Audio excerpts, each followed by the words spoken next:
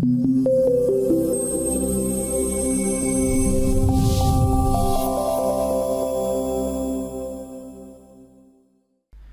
this video we'll set up a parametric kick frame.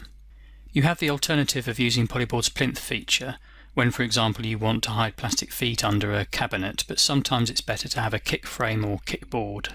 You can then place it below your cabinets in project mode. So we've got a new box cabinet opened up here. Let's go to the Properties menu and remove the top and remove the bottom. Now right click inside the volume and add a double back. Let's set the distance from the front at 0 millimeters. So this gives us a panel at the front. At the moment it's underpassing the sides. So let's go to links and at the left side make it overpassing and the right side as well.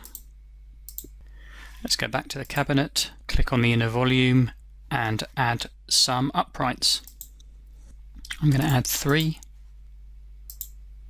So in essence we've got our kick frame here now. All we need to do is redimension it. Let's make the height 100 millimeters. Perhaps change the width a bit, 1200 millimeters, and let's leave the depth like that. So that's it finished, ready to insert into a project. Being parametric, we can easily change the size when we need a kick frame for a new project, and we can also easily remove the uprights and add more or less as required. Thanks very much for watching. Goodbye.